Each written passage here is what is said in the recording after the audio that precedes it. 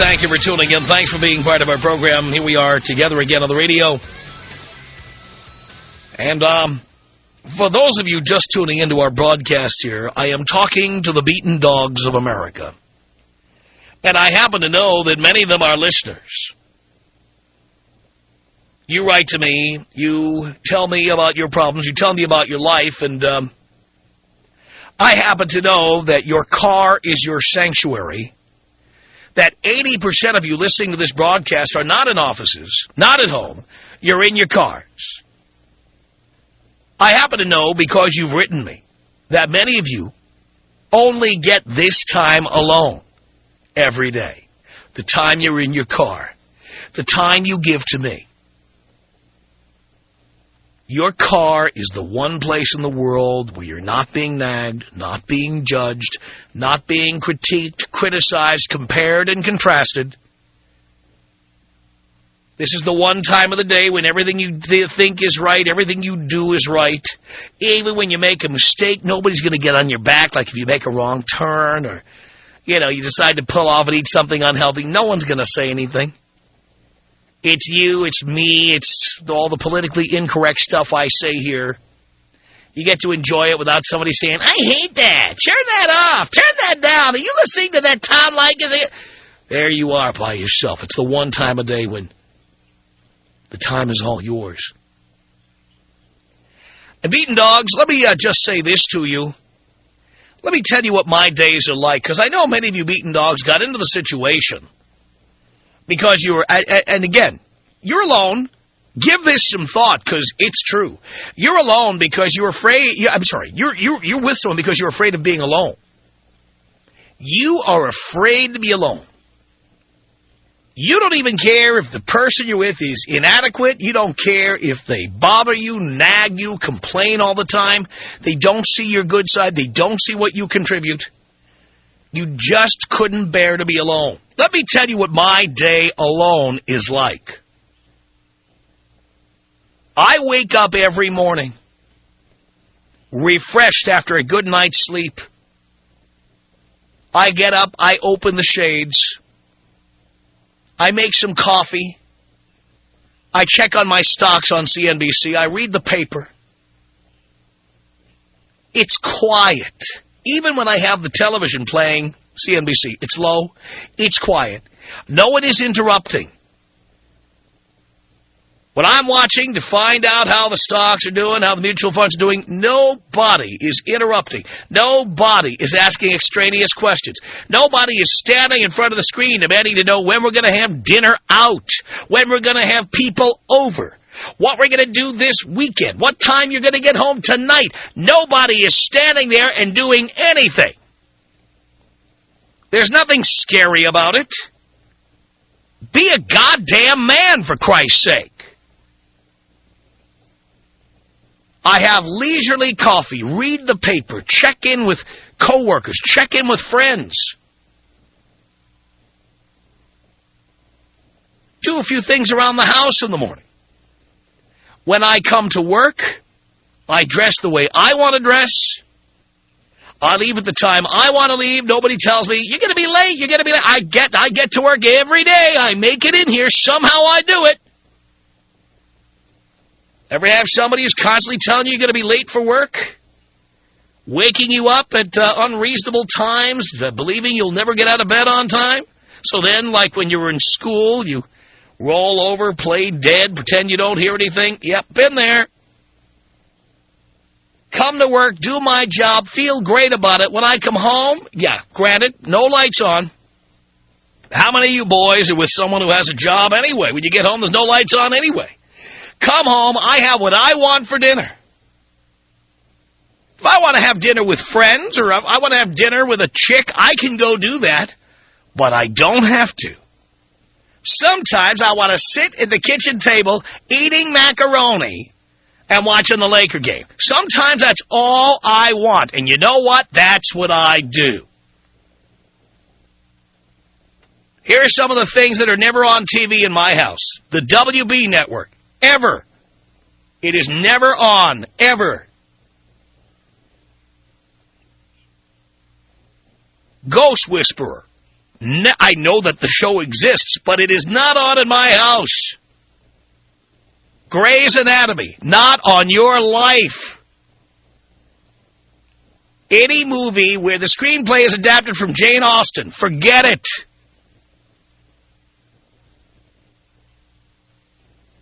There are no award shows. The E! Channel, never the E! Channel.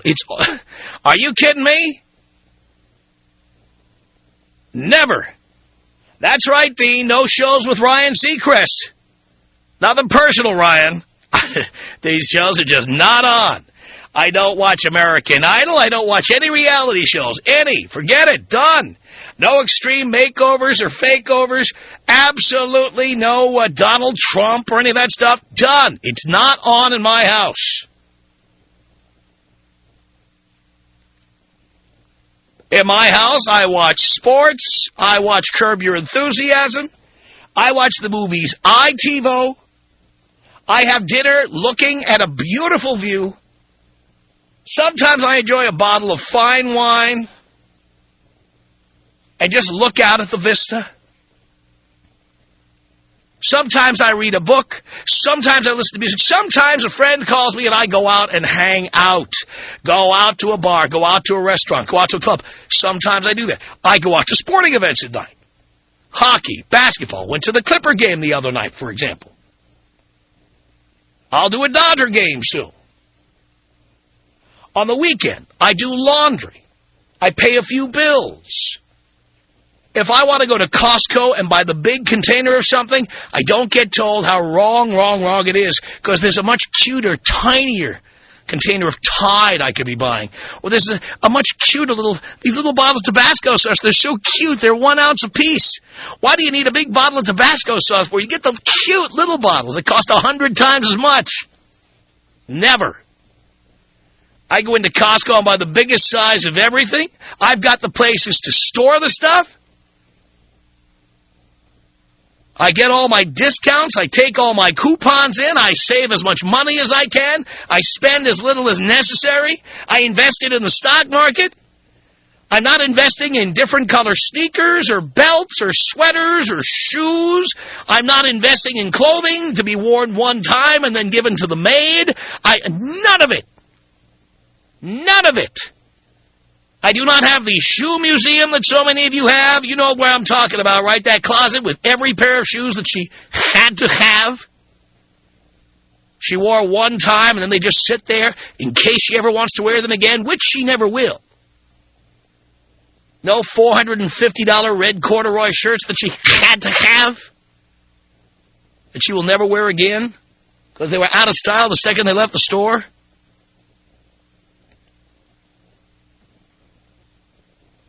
When I am home, you want to talk about my home is my castle? I'm right from morning till night. I'm right every day. Everything I do is right. Everything I think is right. Everything I say is right. Everything I wear is right. Everything I eat is right. Everything I do is right. The time I go to bed, perfect. Time I wake up, beyond reproach.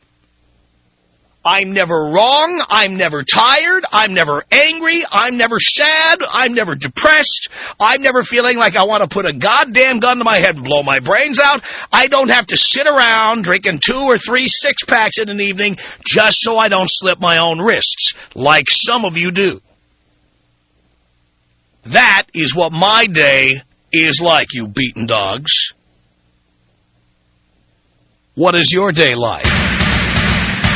Tom Leykis. 1-800-5800-TOM. I don't like you. Why not? Because I'm listening to you. The Tom Leykis Show.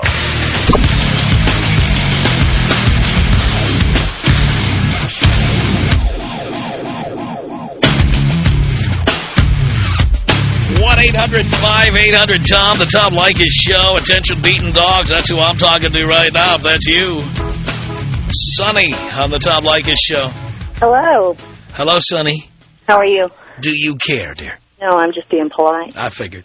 Okay. I am the woman. I am the woman that asks the husband when he's going to be home. Every day he says, I don't know. I say, can you give me a roundabout time? He says, no, I don't know. And every day I do this, and I have no idea why. Because you're trying to drive him away from you and ultimately ruin your relationship. Because that is what that does. Yes, that is what that will do. Yeah, I understand that, and I'm getting better. Well, just remember, every time you do it, you are driving him further away. Really? Every time. Every time. You know what? How long have you been with him? 3 years. We've been married a year and a half. All right. Chances are he's not up to no good, dear, and that's why you're asking all the time, because yes, sir. You already don't trust him. Yes. By the way, if you don't trust him, why are you married to him? Because I love him. But, dear, if you don't trust him, you shouldn't be with him. Tom. I don't trust Then anybody. you shouldn't be married. Well, but I am. And that's well, dear, maybe you could get out, too. I don't want to get out. But you've already gotten out of one of the past, haven't you? Yes, absolutely. All right, so you have done it before. Yes. And you made a mistake in that relationship. Yes. And now you've made a mistake again. No. You don't trust him. Wonderful man. Well, then, is he to be trusted or not? Yes, he is. Then you don't need to be asking that question. You know what? Right. By the way, my guess, just based on the averages, he's not up to no good. You know, when I'm at work, let me tell you something. And I used to deal with this all the time. When I'm at work and somebody here, like an ad salesman who has a client he wants me to have dinner with, or the general manager of the station here in L.A. wants me to have a drink with somebody. Right. The answer to what time I got to be home is, I don't know. And that's what he tells me. That's the correct answer, you see? Right. So what ends up doing, there's a wonderful book on this subject called Tell Me No Lies.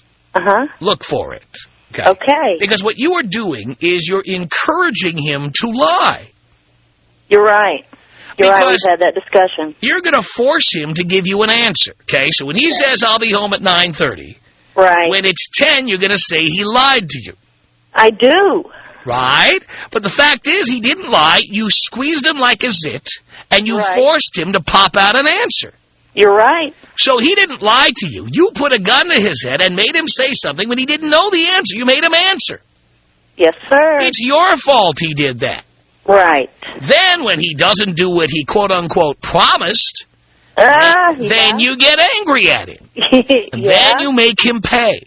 Yes, sir. I'm standing here as a man who left a relationship because of somebody like you. Okay. And I was not up to no good. Yes, sir. I walked away from that relationship because I was tired of being questioned all the time. Yes, tired of being followed. Tired of having countless voicemails. That my caller ID one after another, the same person calling me over and over and over, asking the same question over and over and over. Yes, sir. I am a busy man. I don't know about your husband. I don't know if does he make a good living? He does. Nobody gives you that money for free. No, sir. He has work to do. Yes, sir. And he had work to do before he ever met you, and you had no problem with it back then, did you? No, sir. You, in fact, thought it was wonderful that he had a great job, and he made good money, and you felt real secure being in a relationship with him. Now that you're with him, you're finding out how hard he has to work to make the money. Yes, sir. And so now you're making it more difficult to do the things he always did. Yes, sir. That were so much easier back before you came along. Well... And you know what he'll do one day? He'll do what I did. One day he's going to turn around and realize life was a lot easier before you came along. Ooh, not if I stop. If you stop. Okay. But that's like stopping crack. Yes, sir. All right? You say that like that's an easy thing to do. Yes, sir, I hear you. Then stop doing it. Okay. I don't think you will. I'm going to have him call you and tell you that I don't do it anymore. You do that. I won't hang by my thumbs waiting for that call. That's okay. That's okay. All right. Don't make this mistake, Sonny. You'll lose him. Yes, sir. Thank you. You're awesome. I love your show. Thank you.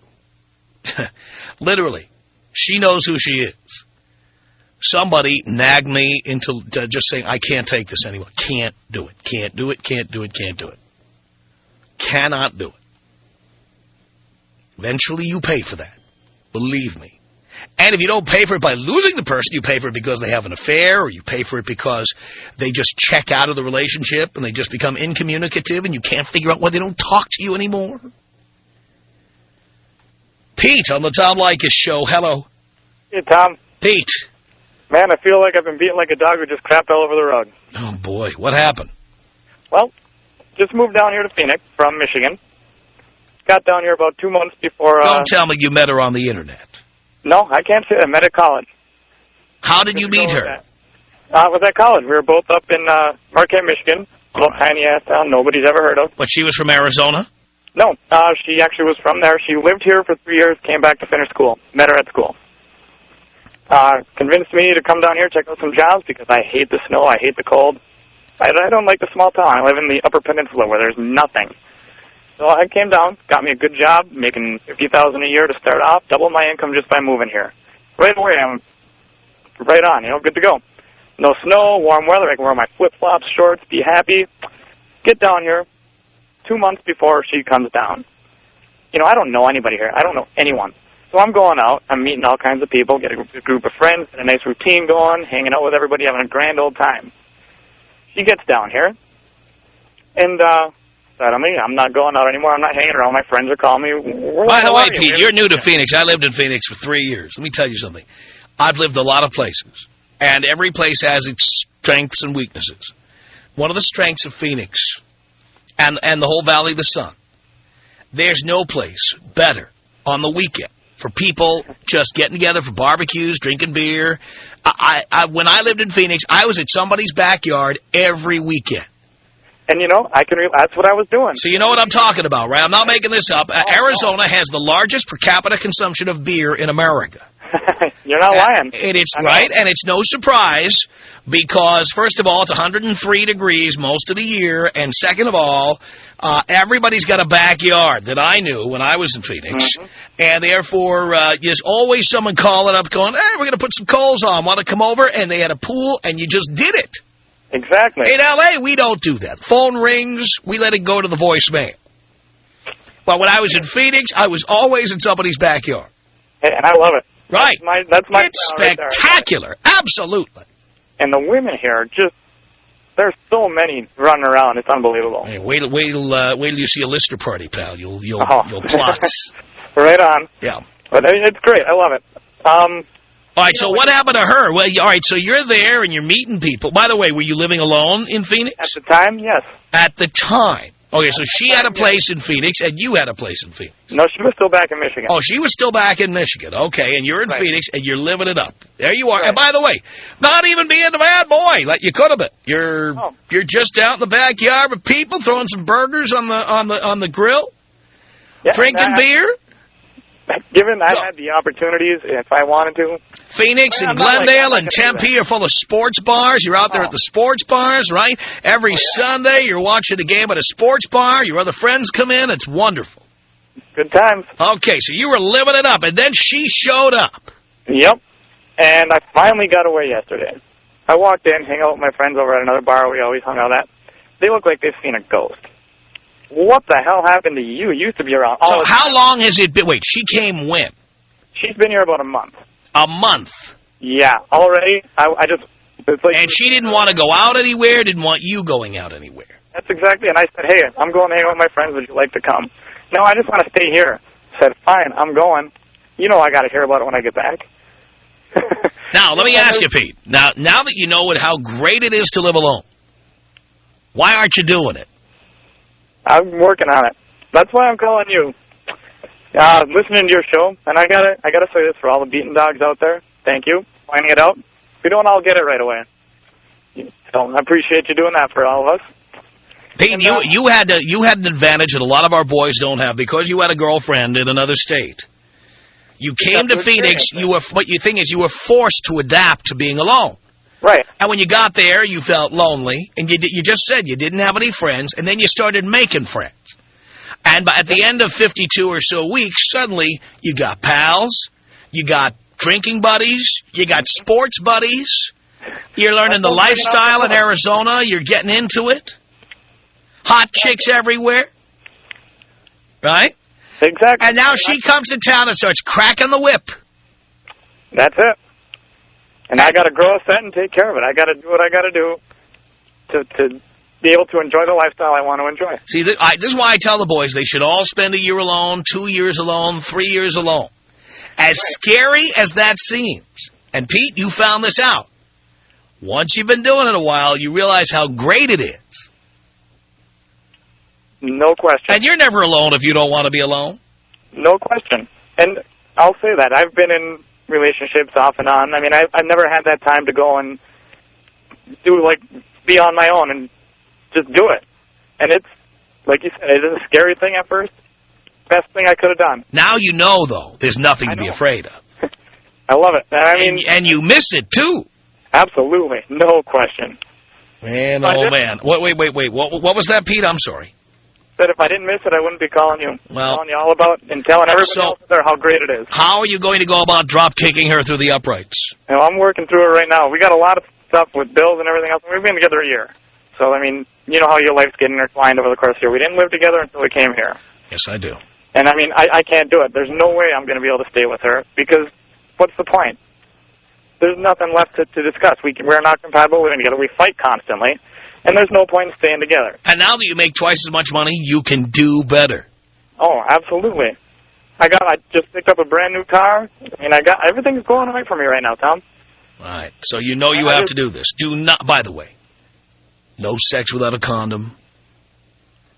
Because always a good idea. She'll try to get impregnated. I'm telling you. Hey, they're like that. I know. Don't let it happen.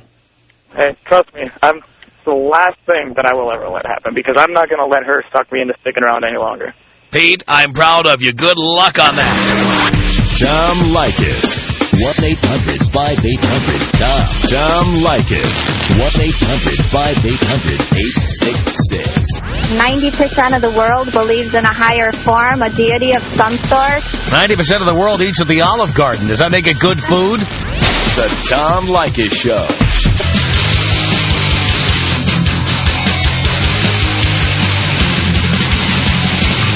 From Los Angeles, it's the Tom Leykis Show at 1-800-5800-TOM.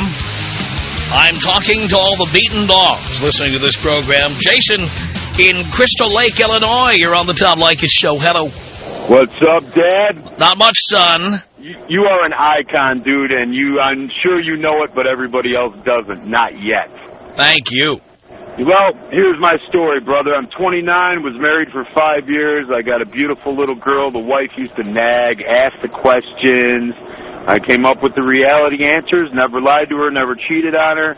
Got tired of the crap, kicked her ass to the curb. Very nice. Got me a 19-year-old girlfriend that loves to bring other people to the table. Then all of a sudden my wife starts to change, right? Or should I say my ex-wife used to start to change. Oh, I got friends, we all can have a good time, blah, blah, blah. I ain't having it, So one day I was out to dinner with my girlfriend. My wife she came to the same restaurant with her new boyfriend, kind of made a scene. Kind of embarrassed me, embarrassed the new girlfriend. Well, a week later, I made a telephone call, had her whacked. No reason to have her around anymore, Tom. You're a god, dude. Love it, Jason. Man, like I said, no more palimony, no more alimony, no more nothing. A little girl's living with me, and her mama's eating worms, Tom. I totally love that. Man, and one day I wish I have a 2.5 like you do, brother. I'm working my ass off to get that. Just don't let another one get the keys to your place. That's all I ask. No, hey, it's never going to happen. As long as the 19 and 21-year-olds keep walking around, Tom, I'll be walking, but technically I'll be doing the third leg, Tom. Once they pass their expiration date, you just drop kick them. Well, you know what? It's nice to have a small corral, Tom. You don't need to get rid of the good sheep, you know what I mean? Yeah, but what you want to do, of course, just want to keep thinning the herd. You want to keep everybody young, supple, nubile. I would say the minute the crow's feet kick in, time to kick them out. Well, good for a couple, 3 years, Tom, but it's like a new car. When the new car smell's gone, right. You need a new one. That's right, exactly. As I always say, at one time, I drove a 97 Lexus, and it was great in its day. Right now, somebody's driving that Lexus, but you know what? I already drove it. No, I've done the Lexus when they first came out. I'm an investment banker, Tom. I make pretty tall cash and got a beautiful house. I live on about 22 acres. Oh, baby. It's a little pricey up here in Chicago, dude, and that's even worse there in L.A. and Chicago, where you're at, but... one of these days I'll have the big old ranch there and a whole bunch of topless chicks running around the way it should be. I love that. Love it, Jason. I'm proud of you. Thanks a lot for that. It's Brian on the Tom Leykis Show. Hello. Hey, Tom. How are you? I'm okay, Brian. Good, man. Hey, we love you out in Phoenix. You rule. Thank you. I do have one issue. I'm married, got a beautiful daughter, everything's cool. Yeah. However, bought myself a nice big TV for my family room, right? Yeah.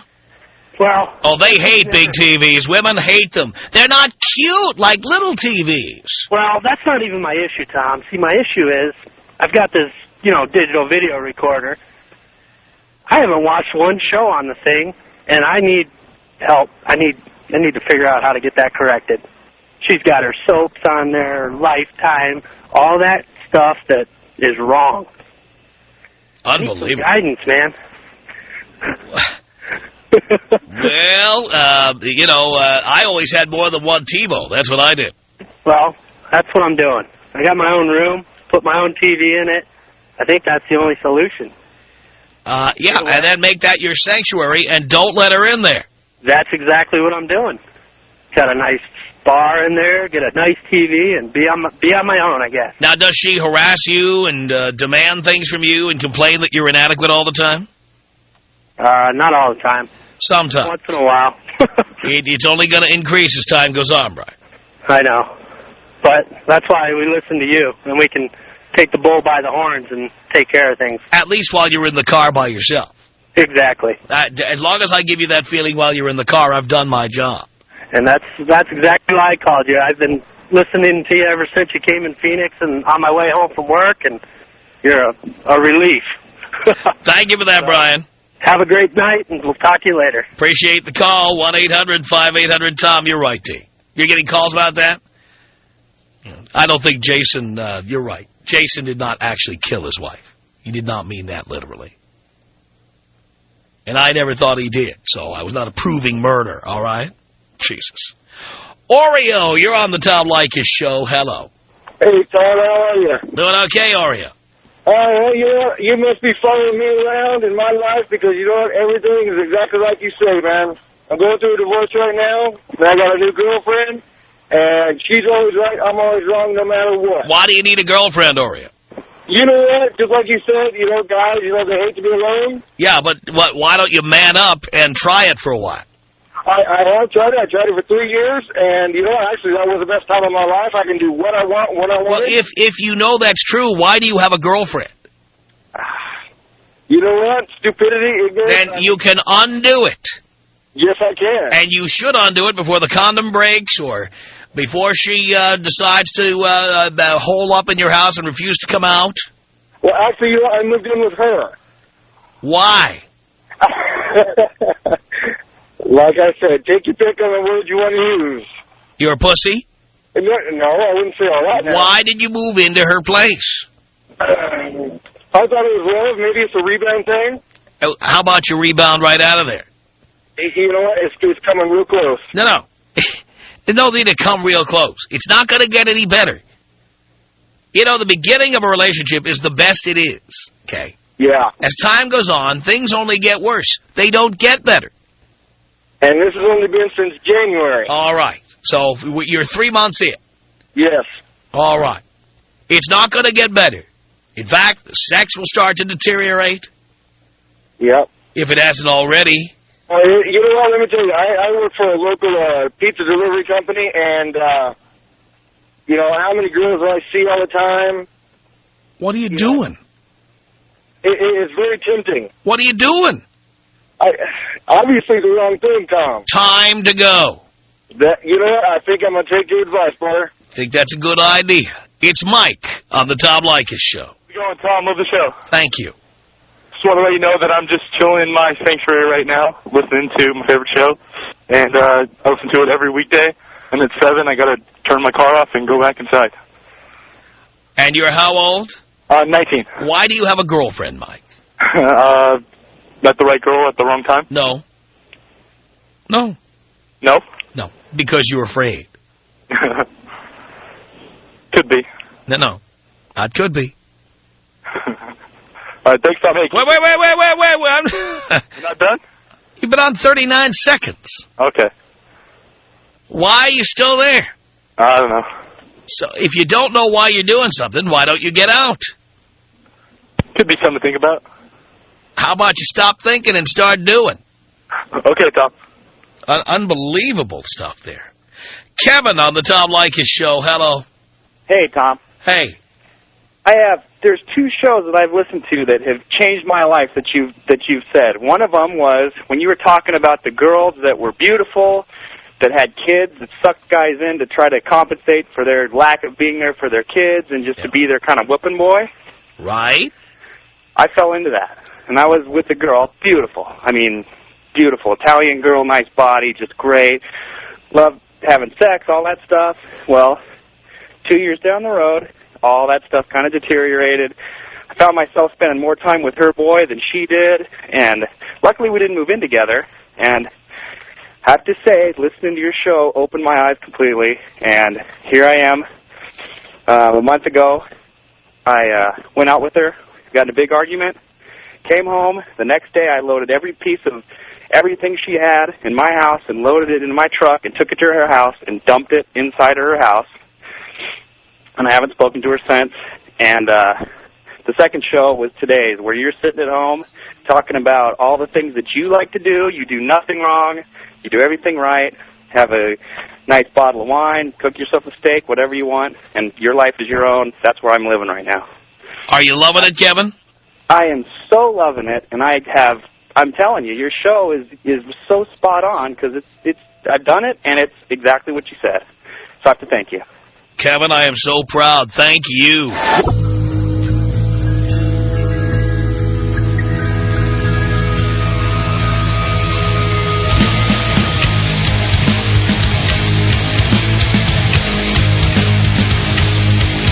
The Tom Leykis Show.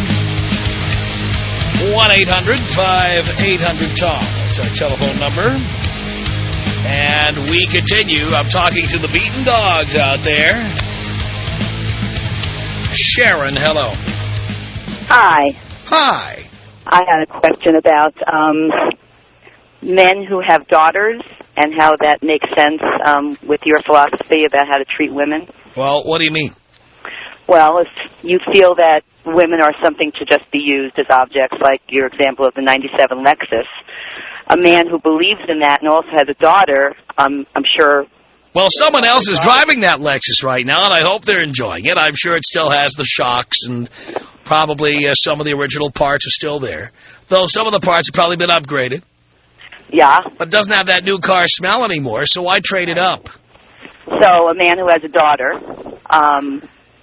I've traded in many daughters for younger daughters of other guys. I've done that. Right. But you're not a father. Correct. So a man who is a father... Although I have been called daddy on occasion. All right. So you're not going to answer this question. I don't have to answer what question? You're not answering my question. What question is that? How does a man have the same philosophy as you do about women? How do they expect their daughter to be treated? They have to hope their daughter has a lot of hot friends. Okay. So you're not answering the question. I'm answering the question. No, you're not. I'll tell you what, if I had traded in the mother of my daughter, and I've still got custody, okay, or I've got partial custody, or my daughter comes over, she's 18, and she's got hot friends, I'll tell you what, I'm dipping right into the chili bowl. So you're not answering the question. I have answered the question. Because it's a chink in your whole attitude. There's no chink in my attitude. It certainly is. No, not in the least. Okay. All I'm saying to you is there's plenty of guys with daughters out there who like to get laid by other men's daughters. Lots of them. I'm not disputing that. And they don't have to get married. Why buy the cow when you can milk the hell out of it until the teats are dry? But they don't want anybody treating their daughter like an object and just using them and then moving on and not caring about feelings or anything. Guess what? You know what? I do believe that guys, even guys with daughters, if they're not married, they want to get laid by young, supple things. But that's beside the point. Even if they're the same age as their daughters. That's like the dream come true. That's beside the point. Well, beside what point? The point is, they don't want their daughters, if ever... Fine, they don't want their daughters doing it, but they'll do it to other people's daughters. Just like the same guys who look at other guys' daughters in the centerfold of Playboy. But they don't want their own daughters in there. Our email address is my name. It's Tom at blowmeuptom.com. The Tom Leykis Show.